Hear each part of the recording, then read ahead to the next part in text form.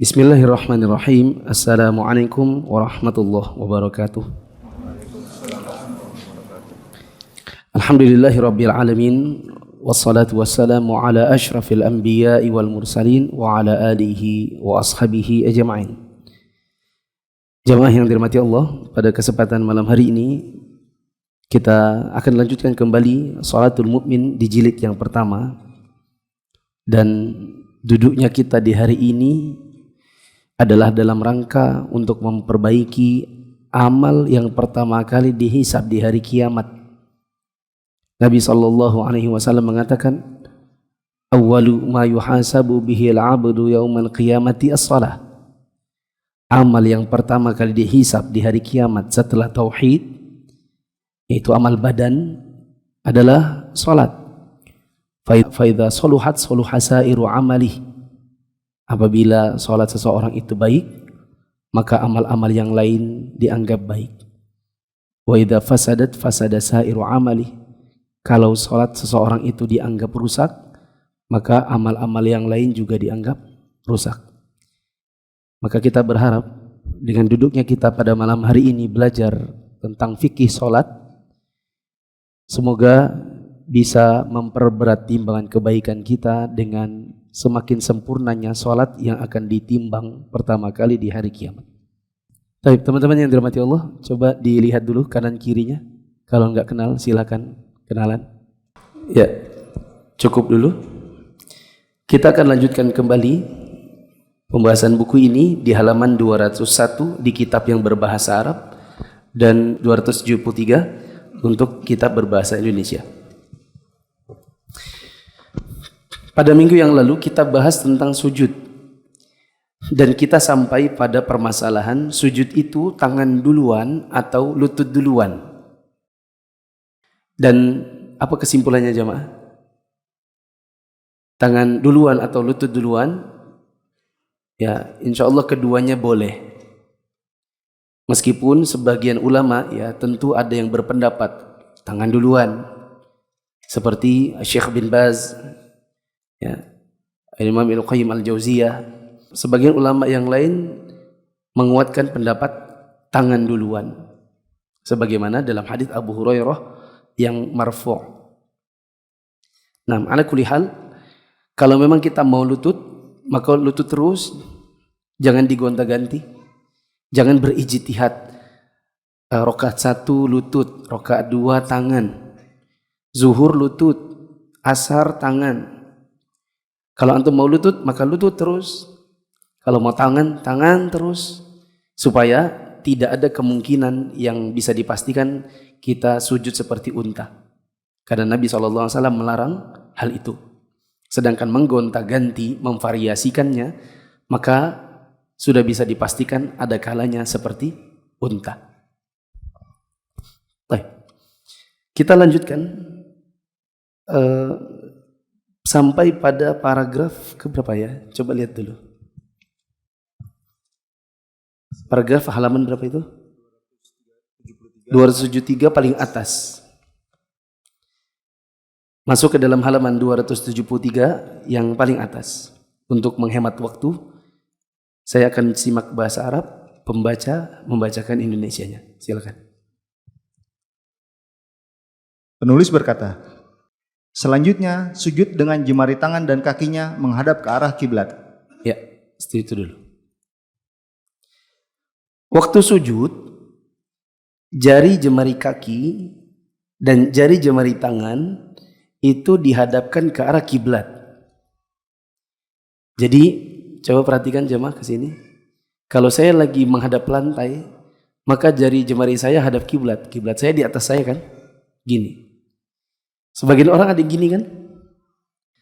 Kalau jari jemarinya menghadap ke kuping, maka ini keliru. Sebagaimana dalam hadis Abu Humaid, ya, dalam hadis Abu Humaid As-Sa'idi dikatakan, wa yastaqbilu bi asabi'i yadayhi wa rijlaihi al-qiblata. Dibuat menghadap ke arah kiblat. Jadi bukan begini, tetapi begini. Oke? Enggak usah dipraktekkan ya. Teman-teman semua tahu, jari jemarinya tangannya ke arah kiblat. Jari jemari kaki juga ke kiblat. Kita perhatikan sebagian orang jari jemarinya ke belakang. Yaitu waktu sujud, jemari kakinya itu dihampar ke belakang. Yang seharusnya dilakukan adalah kakinya itu ditegakkan dan jemarinya diusahakan nyelonjor ke depan. Saya dari tadi mikir gini, bagaimana kalau jamaah praktek semuanya? Susah nggak? Atau saya berdua temannya gitu, kamu aja yang praktek, aku yang ngeliatin kamu gitu. Bisa nggak gitu ya? Susah. Oh malu. Coba diantum. Agak maju ke situ. Hadap ke saya. Nah, sujud. Ini jari jemarinya hadap ke kiblat, betul? Lalu jemari kakinya ini telapaknya dia tegakkan dan jemarinya dia usahakan mengarah ke arah kiblat meskipun kelingkingnya gelantung. Iya kan? Oke, sudah. Coba antum gini, jari jemarinya antum hampar ke belakang, coba. Nah, banyak enggak orang begitu? Ya kan? Jari jemarinya itu dihampar ke belakang. Nah, ada juga yang gelantung di atas begini, jadi ke arah bumi. Yang benar adalah ke arah mana? Ke kiblat. Di situ tadi dibacakan hadis Abu Hamid, ya. Ya, saya cari-cari dari tadi, sepertinya yang benar bukan Hamid tapi Humaid. Tolong tim korektor bisa dilingkari ganti Humaid, lalu nanti di grup koreksi captionnya begini, silakan mohon dicek kembali yang benar Humaid atau Hamid. Tapi sebenarnya yang benar Humaid. Iya, di kitab Arabnya juga pakai Humaid, bukan Hamid. Karena Hamid, nama Allah itu biasanya dipakaikan di depannya Abdu. Jadinya Abdul Hamid. Adapun manusia dengan nama Hamid itu tulisannya Hamid, bukan Hamid. Dan ini di kitab Arabnya ditulis Ha Mim Ya Dal. Kalau ditulis Abu Hamid sepertinya tidak tepat. Kalau Abu Abdul Hamid mungkin. Ya. Berdasarkan hadis Abu Humaid As-Sa'idi, apa tadi katanya? Jika sujud, beliau meletakkan kedua tangannya dengan tidak mencengkram juga tidak menggenggam, dan beliau hadapkan ujung jemari kedua kakinya ke kiblat. Tangannya beliau, jari jemarinya dihamparkan, tidak menggenggam. Ini juga mungkin sebagian orang ada kalau sujud dia begini sujudnya, ya kan? Biasanya anak-anak kalau sujud tangannya ada yang kayak gini. Lanjut. Beliau juga merapatkan dan membentangkan jari kedua tangannya. Ya.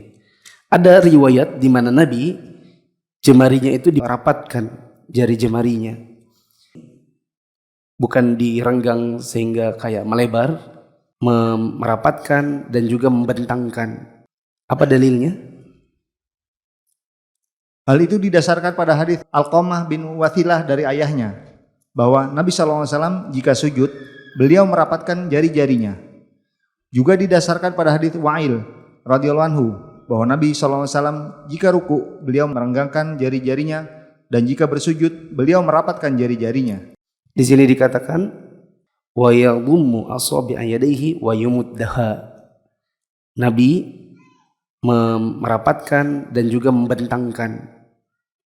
Ya. Tapi ada riwayat yang lain, Nabi SAW idza sajada dhamma asabi'ahu. Beliau rapatkan jari jemarinya. Adapun untuk ruku maka beliau bentangkan jari jemarinya, untuk sujud beliau rapatkan. Ya Allah alam. Nampaknya yang benar adalah dirapatkan, tapi bila pun terenggang sedikit karena memang naturalnya tangan kita seperti itu, insya Allah tidak mengapa. Lanjut. Selain itu beliau SAW juga merenggangkan jari-jari kedua kakinya. Hal itu didasarkan pada hadis Abu Humaid yang di dalamnya disebutkan Lalu beliau merenggangkan kedua lengannya dari kedua lambungnya dan merenggangkan jari-jari kedua kakinya. Ya, disebutkan dalam riwayat Abu Humaid, beliau menjauhkan kedua pahanya dari perutnya. Betul di situ tadi apa? Kedua lengannya. Apa? Terus wa fataha asabi'a rijlihi. Beliau menjauhkan kedua lengan dan atas bawah yang dekat dengan siku, dijauhkan dari sisi perutnya, an janbaihi, wa fataha asabi'a rijlihi, dan jari jemari kakinya dibuka. Nah, coba sujud kembali. Waktu kita sujud, tapi catatan, ini adalah untuk imam dan sholat sendiri, yaitu tangannya dibuka, dijauhkan dari badan. Adapun kalau kita jadi makmum, maka itu jangan dilakukan. Coba kalau semua makmum berpendapat harus membuka, maka mereka akan saling sikut menyikut. Maka coba sujud dalam keadaan lengan atas dan bawah dijauhkan dari pinggang, sehingga ketiaknya terbuka. Catatan, ini berlaku baik laki-laki maupun perempuan. Tapi buat siapa tadi? Imam dan yang sholat sendiri. Adapun yang jadi makmum, maka janganlah dia membuka karena akan mengganggu saudaranya. Lanjut. Sujud beliau dilakukan di atas 7 anggota badannya, yaitu dahi bersama hidung, 2 tangan, 2 lutut, dan bagian dalam jari jemari kedua kaki. Ya. Nabi SAW apabila beliau sujud, maka yang menempel di bumi ada 7. Dan yang saya maksud dengan menempel di bumi ini, meskipun terhalang oleh kain badannya, seperti lutut. Coba kita lihat, apa saja yang menempel di bumi, yang menekan di bumi. Al-jabhatu ma'al anf, yaitu jidat bersama hidung. Maka Nabi SAW memberikan isyarat sambil begini. Coba perhatikan. Ini. Beliau bilang, ini 1. Maksudnya adalah jidat dan hidung. Ini dihitung 1. Kemudian, wal yadain, 2 telapak tangannya. Berarti berapa itu? 2 dan 3. Warrukbatain, kedua lututnya. Nomor berapa itu? 4 dan 5. Wabutuni asabi'ir rijalain, dan bagian dalam jari kaki. Bagian dalam jari kaki berarti putihnya, bukan atasnya. Jari kaki. Itu nomor 6 dan 7. Kalau sebagian orang, yang paling umum dilakukan masyarakat, jidat nempel, hidung enggak. Betul. Sebagian orang lagi, kalau sujud, jari jemarinya itu naik di atas bumi, enggak nempel. Ya, apa dalil harus kena 7 ini? Hal itu didasarkan pada hadis Ibnu Abbas radhiyallahu anhu. Dia bercerita, Nabi SAW bersabda, aku diperintahkan untuk sujud di atas 7 tulang, di atas dahi, dan beliau mengisyaratkan tangannya ke hidung, 2 tangan, 2 lutut, dan jari-jari kedua kaki. Dan kami tidak mengumpulkan atau mengikat kain dan rambut. Nah, lafaz Muslim. Dalam lafaz Muslim disebutkan, aku tidak mengikat kain ataupun rambut. Ya. Dalil dari kewajiban untuk meletakkan 7 anggota badan tadi adalah hadis dari Ibnu Abbas radhiyallahu anhuma. Nabi bersabda, umirtu an asjuda ala sab'ati a'zum. Aku diperintahkan Allah untuk sujud di atas 7 anggota badan. Beliau sebutkan dahi sambil memberi isyarat kepada hidung juga. Kemudian 2 tangan, 2 lutut, dan bagian dalam jari jemari kaki. Kemudian ada tambahan di situ. Dalam lafaz Muslim disebutkan wala akuffa thawban wala sya'ra. Dan aku dilarang ketika sedang sholat untuk melipat baju. Kalau di situ terjemahnya apa? mengikat. Nah, apa yang dimaksud dengan mengikat? Ya, salah satunya adalah melipat. Seperti teman-teman pergi ke kantor, pakai baju tangan panjang dan ada kancingnya. Kalau wudhu kan pasti ditarik ke atas kan? Nah, kadang sebagian orang setelah ditarik ke atas, waktu sholat masih beripat begini. Ini nggak dijulurkan. Atau karena itu ada kancingnya, dia malas kancing, maka dilipatnya lah. Beberapa lipatan sampai ke dekat sikunya. Nah, ini sebenarnya terlarang. Ini mengurangi pahala sholat. Termasuk juga sebagian orang kalau sudah mau sholat, celananya dilipat-lipat. Itu yang paling banyak kita temukan dari kaum muslimin. Mereka lipat-lipat celananya, sebentar kata Nabi SAW, dan aku dilarang untuk melipat baju. Begitu. Mungkin ada yang bertanya, kalau pakai sarung itu bukannya dilipat juga? Ada yang bisa kasih pandangan? Bukankah kalau kita sarung kita tek terus kita lipat juga? 1, 2, 3. Yang benar? Ya, yang tidak boleh adalah lipatan bawah ke atas. Berbeda dengan sarung, ini lipat dari atas ke bawah. Nah, tapi gak ada hadiahnya kan tadi? Ayo. Nah. Begitu juga kata Nabi SAW, wala sya'ra, saya dilarang untuk menyibak rambut. Nah, sebagian teman-teman yang rambutnya cukup panjang, laki-laki, yang ada jambulnya, dia kalau mau sujud, rambutnya disibak begini, ya kan? Ya enggak? Ya. Yang rambutnya keren gitu, ya, set gitu. Nanti kalau sudah mau bangkit dari sujud, set lagi. Ya, sibuk dia dengan rambutnya, tertusuk di mata, tertusuk di hidung, ya kan? Kemudian kalau mau sujud disibak, mau bangkit dari sujud disibak lagi.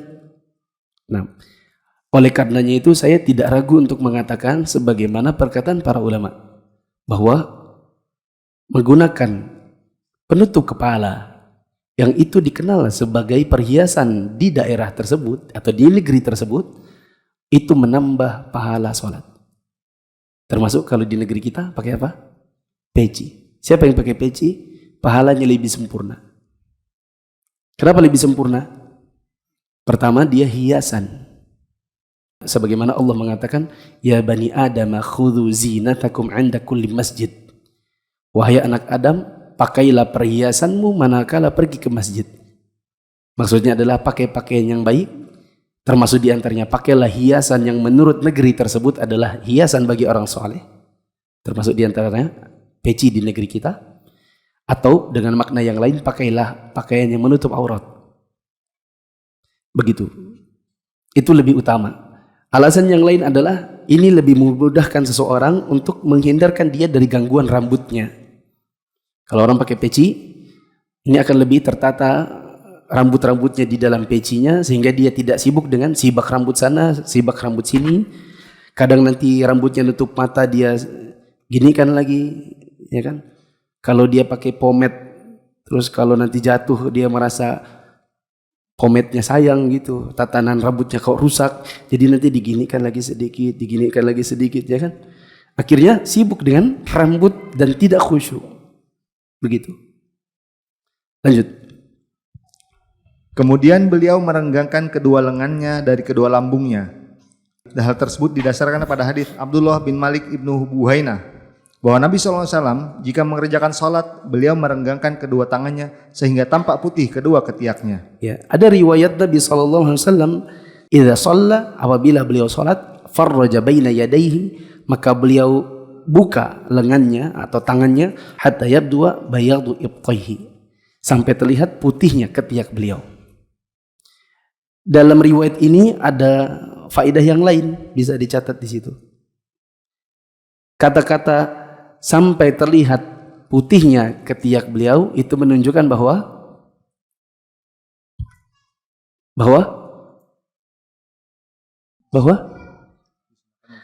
Nabi tidak berbulu ketiak karena dicabut. sampai terlihatnya putih ketik beliau menunjukkan bahwa beliau tidak pakai bulu ketiak. Maksud saya tidak pakai ini adalah bulu ketiaknya dicabut atau dibersihkan.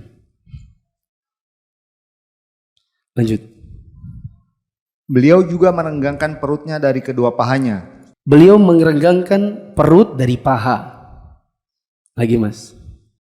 Sekarang hadapnya ke sana, biar kameranya bisa lihat perut antum. Paha dengan perut misah.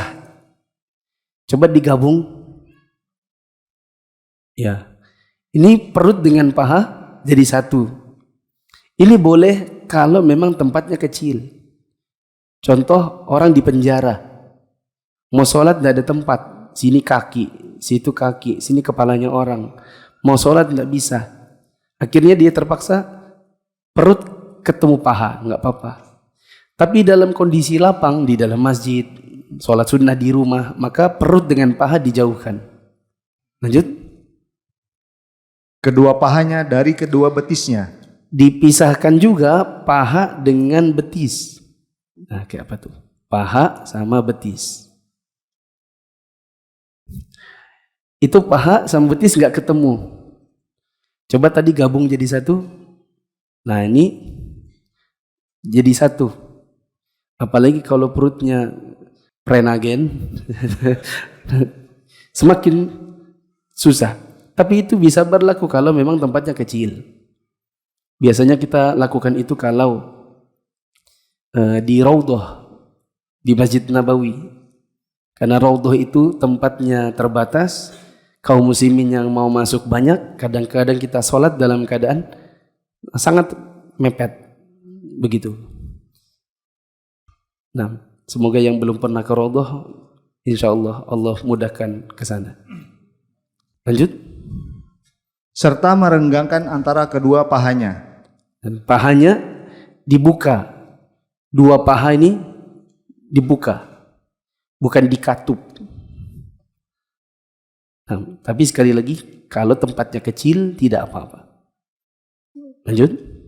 Hal itu didasarkan pada hadis Abu Humaid, di dalamnya disebutkan, jika sujud, beliau merenggangkan kedua pahanya dengan tidak menempelkan perutnya sedikit pun pada kedua pahanya.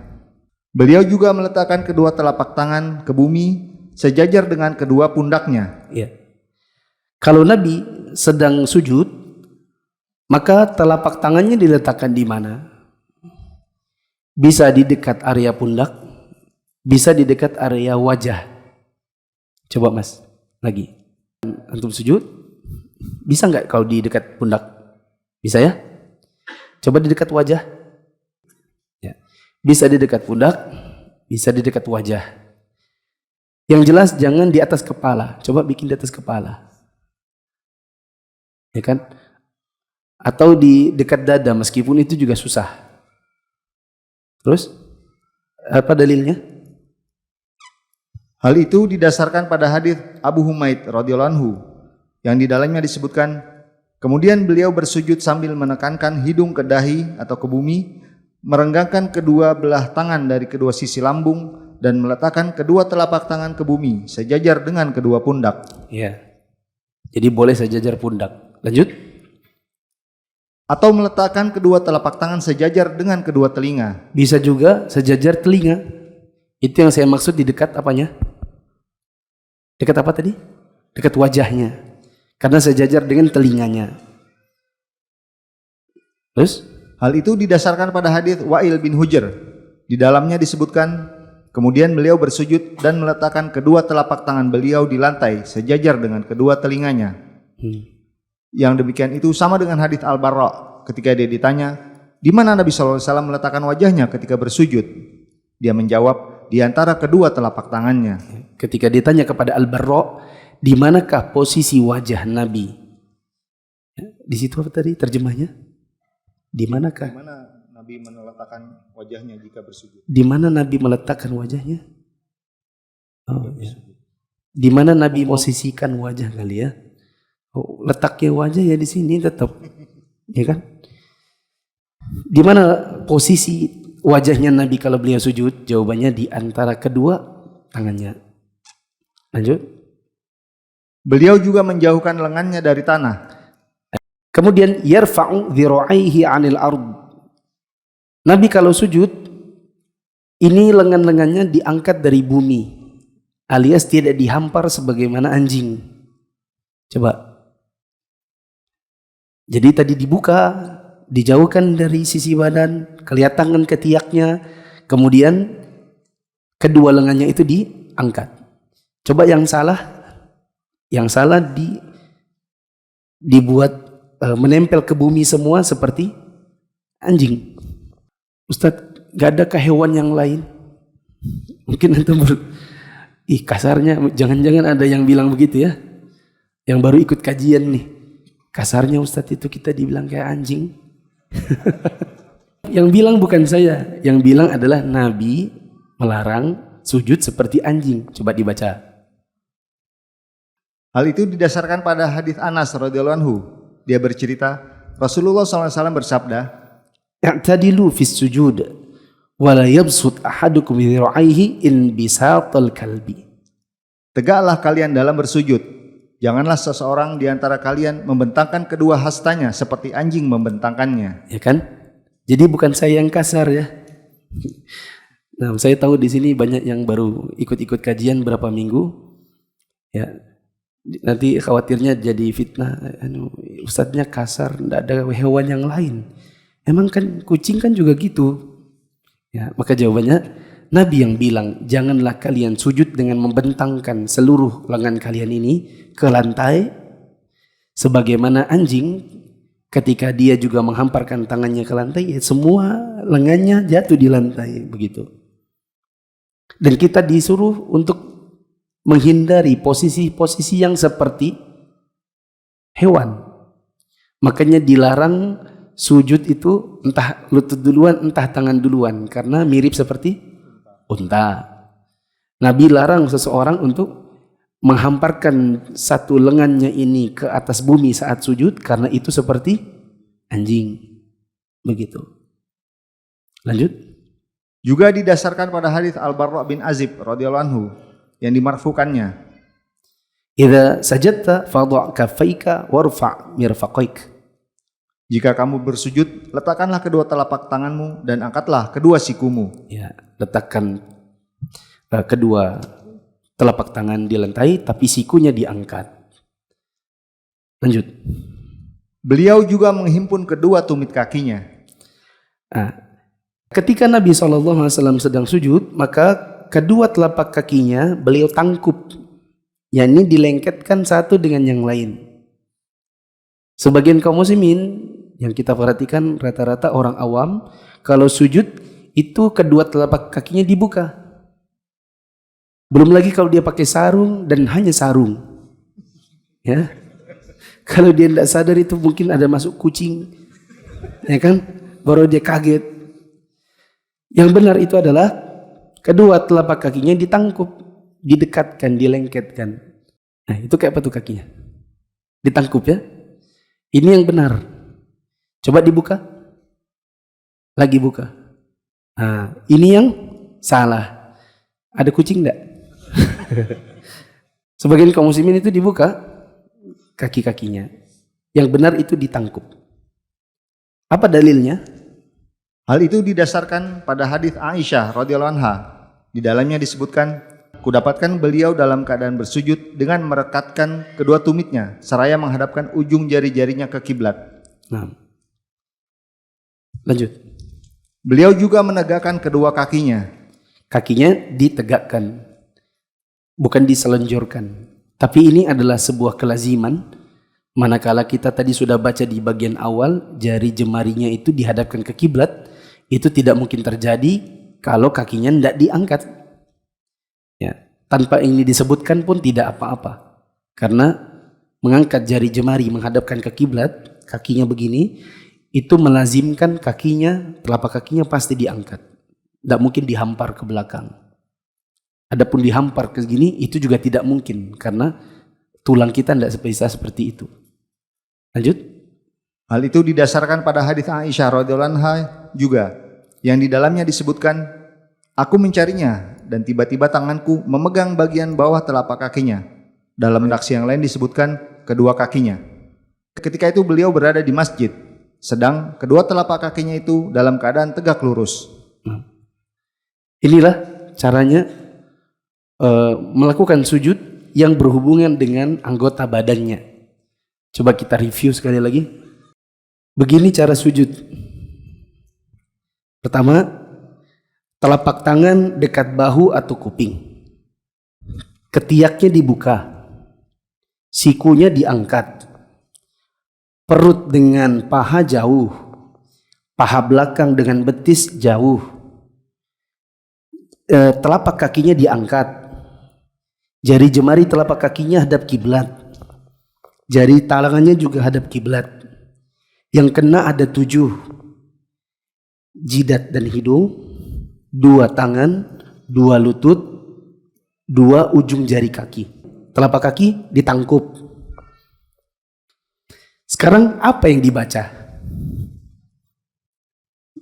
Di nomor 17. Yaqulu fi sujudi subhan rabbiyal a'la wal afdalu thalathan, dan seterusnya. Silakan. Sifat salat yang ke-17 adalah membaca tasbih dalam waktu sujud. Subhana rabbiyal a'la. Coba kita baca. Subhana rabbiyal a'la. Subhana rabbiyal a'la. Terus? Yang artinya maha suci Rabbku yang maha tinggi. Yang afdol adalah 3 kali. Yang dibaca lebih afdol 3 kali. Bila antum buru-buru, antum baca 1 kali pun tidak apa-apa. Karena misalnya sudah dipanggil namanya, ya, di plafon ada suara mbak-mbak di ruang tunggu, dia panggil Pak Amin harap masuk pesawat. Antum sudah tidak khusyuk, maka antum baca subhanallah bil a'la 1 kali saja pun tidak apa-apa. Jadi nanti kalau antum diamati seseorang, dia akan mengira antum kayak tidak baca. Ya enggak? Kalau kita buru-buru kan kita seperti tidak baca apapun. Padahal kita baca hanya 1 kali. Apa dalilnya? Hal itu didasarkan pada hadits Hudzaifah radhiyallahu anhu. Jika mau boleh juga memberikan tambahan terhadap bacaan tersebut dengan apa yang telah diriwayatkan secara sah dari Nabi SAW. Kalau mau ditambah, tambah berikut ini. Di antaranya sebagai berikut. Yang pertama, coba sama-sama. Subhanakallahumma Rabbana wa bihamdika Allahumma gfirli. Bisa yang kedua? Subuhun Quddus Rabbul malaikati warruh. Lanjut. Subhana Bil jabarut wal malakut wal kibriya wal azamah. Lanjut.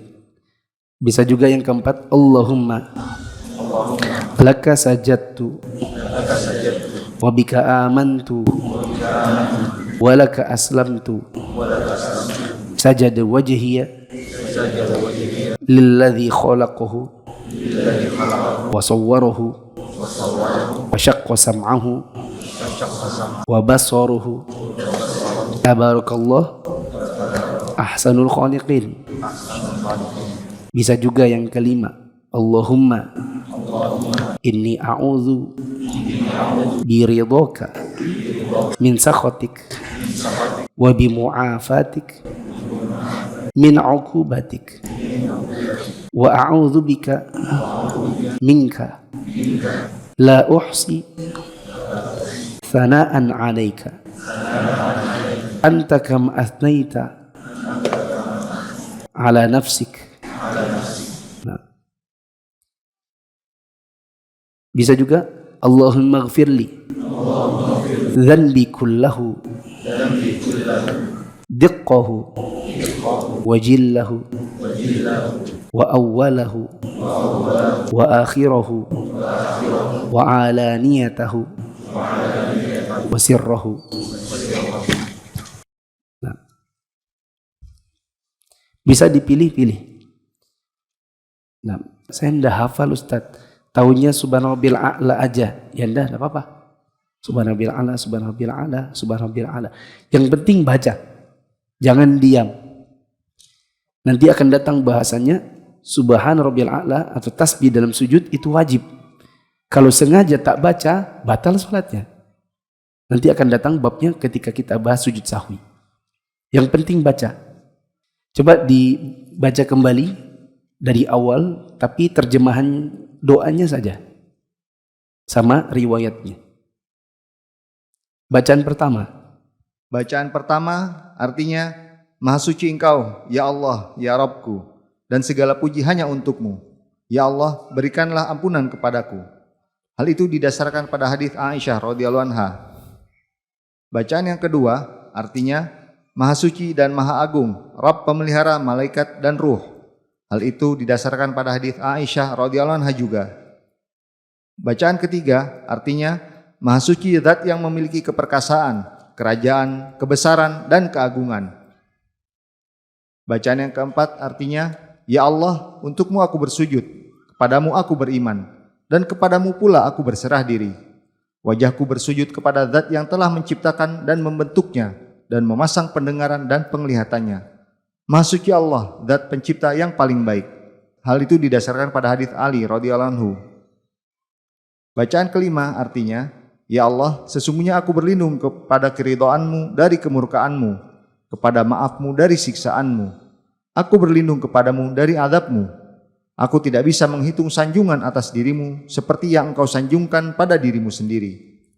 Hal itu didasarkan pada hadis Aisyah radhiyallahu anha. Bacaan keenam artinya, ya Allah, berikanlah ampunan kepadaku atas semua dosaku, yang kecil maupun besar, yang pertama maupun yang terakhir, yang tampak maupun yang tidak tampak. Hal itu didasarkan pada hadis Abu Hurairah radhiyallahu anhu, bahwa Nabi SAW pernah membaca bacaan itu dalam sujudnya. Ini bacaannya bisa digonta-ganti atau bisa ditambah. Maksudnya setelah Rabbil A'la dibaca kemudian Subhanadzil Jabarut wal Malakut wal Kibriya wal Azamah dan seterusnya. Lanjut paragraf terakhir. Beliau juga memperbanyak doa dalam sujud, memohon kebaikan dunia dan akhirat. Wa yakthuru minad du'ai fi sujud wa yas'alu rabbahu min khairid dunya wal akhirah. Nabi SAW di dalam sujudnya beliau memperbanyak doa. Beliau meminta kebaikan dunia dan akhirat. Dan ini menjadi sunnah bagi kita. Ketika kita sedang sujud, kita juga disunnahkan untuk memperbanyak doa. Apa doanya? Nah, ini jadi masalah. Sebagian ulama ada yang berpendapat doa yang dimaksud adalah doa-doa dari Nabi. Adapun kita, doa-doa dari Nabi itu kadang-kadang hafalannya terbatas. Sehingga sebagian orang akhirnya hanya sanggup untuk berdoa dengan bahasa Indonesia. Atau bahasa yang bukan bahasa Arab. Bolehkah? Sebagian ulama ada yang melarang. Kalau begitu, apa yang dibaca? Yang dibaca doa-doa seperti Rabbana atina fid dunya hasanah wa fil akhirati hasanah wa qina adzabannar. Allahumma ighfirli, Allahumma ighfirli, Allahumma ighfirli. Atau Rabbi zidni ilma. Ada catatan. Kalau doa itu dari Al-Quran, boleh atau tidak? Nah, bila antum bilang tidak, bagaimana kalau doanya dari Quran? Dan kita tidak punya bacaan yang lain kecuali itu. Ada dua solusinya. Saya sudah jelaskan waktu bab ruku. Sambil dengar azan, sambil cari boleh. Yang sudah tahu nanti setelah azan angkat tangan dapat hadiah. Anda baru hijrah dan bingung belajar Islam dari mana? Yuk ikut MIA. Mufid Islamic Academy atau MIA adalah sebuah program pembelajaran Islam melalui pembahasan kitab-kitab para ulama yang dibahas secara terstruktur dan berjenjang. Untuk informasi lebih lanjut tentang pendaftaran, teman-teman bisa mengakses di media sosial Mufid TV Official, baik yang ada di Telegram, YouTube, Instagram, maupun di Facebook. Assalamualaikum warahmatullahi wabarakatuh.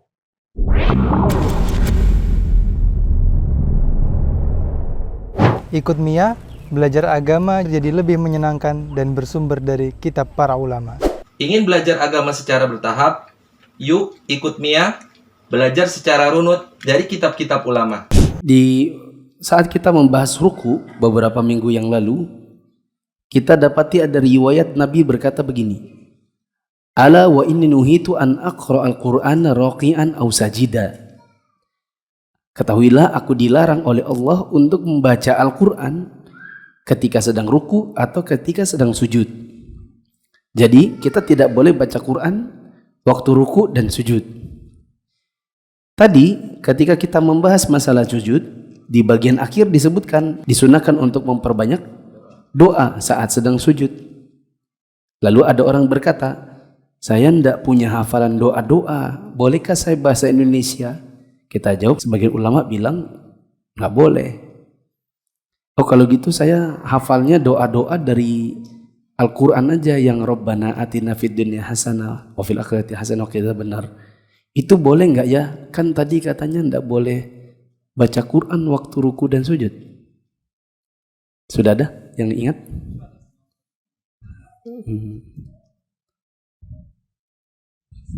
Coba mana?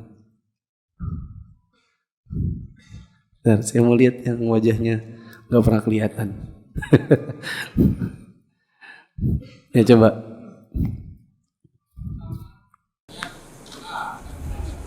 Terus? Ya. Jawabannya boleh, tetapi dua cara.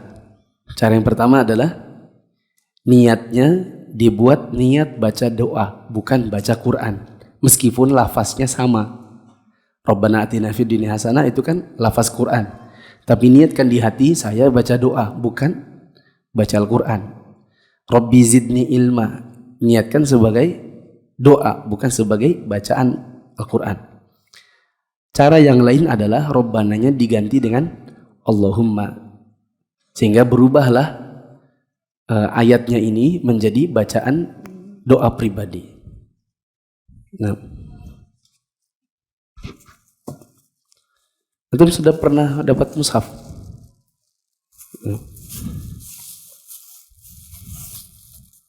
Kasihkan.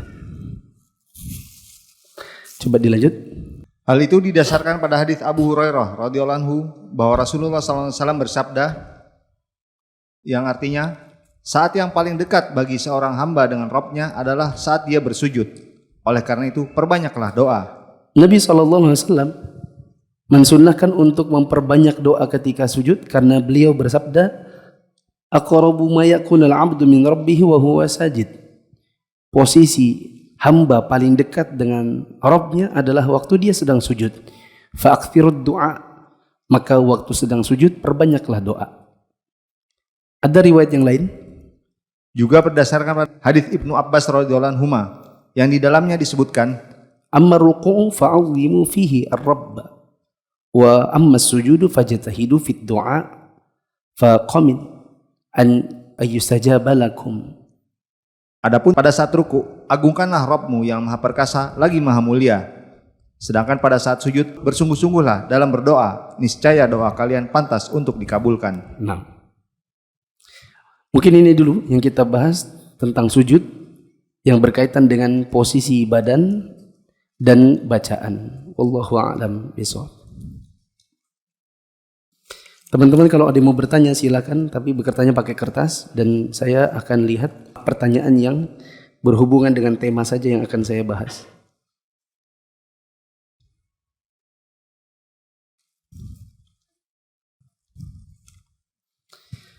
Ustadz mau bertanya, untuk rakaat 1 dan 2 sholat zuhur asar setelah membaca surat pendek, apakah boleh membaca surat yang lain atau diam saja nunggu imam? Mungkin karena dia bacaannya habis, imamnya belum habis. Maka jawabannya tambah. Antum bacanya ghairil maghdubi 'alaihim waladdallin amin. Inna a'tainakal kautsar fashalli li rabbika wanhar inna syani'aka huwal abtar. Ternyata imamnya amma yatasaalun. Ya kan? Sudah selesai antum. Maka tambahkan kalau memang masih ada waktu dengan bacaan yang lain. Bagaimana kalau kita lupa sami Allahu liman hamidah, malah yang terucap Allahu Akbar? Pernah? Kalau jadi imam biasanya pernah. Pernah Ustaz. Pernah antum sami Allah di mana-mana yang terucap takbir pernah. Nah, maka kalau memang salah ucap, maka cancel ucapannya. Maksudnya di cancel ya, di stop. Misalnya imamnya ini kurang konsentrasi, dia bangkit Allahu, baru dia sampai Allahu, dia teringat itu bangkit. Maka dia baca Allahu sami Allahu liman hamidah. Yang takbirnya tadi di cancel. Tapi nggak usah ngomong ke belakang, maaf, cancel. Ya. Saya pernah alami satu kali. Imamnya tidak tahu kenapa salat tarawih. Tiba-tiba habis Al-Fatihah dia berbalik ke belakang, dia bilang maaf. Ya. Ganti katanya. Akhirnya diulang dari awal. Ya, kita juga bingung kenapa. Jika salah satu 7 anggota badan tidak nempel, apakah sah atau tidak sah sujudnya? Kata guru saya, Syekh Shalih bin Fauzan, tidak sah sujudnya. Sujud itu rukun. Dan nempelnya 7 anggota badan itu adalah bagian dari rukun. Maka siapa yang sengaja tidak menempelkan, maka tidak sah. Tapi bila itu terlupa, maka kembalikan. Contoh, hidungnya itu dia angkat karena terlupa. Ya, maka kembalikan hidungnya ke lantai.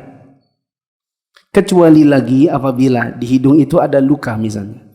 Dia khawatir luka ini kena bakteri, kuman dan lain-lain kalau menempel di karpet. Maka ini perkara yang berbeda lagi. Nah, sudah dulu ya, karena sudah waktunya Isya. Subhanakallahumma wa bihamdika asyhadu an la ilaha illa anta astaghfiruka wa atubu ilaik. Wassalamualaikum warahmatullahi wabarakatuh.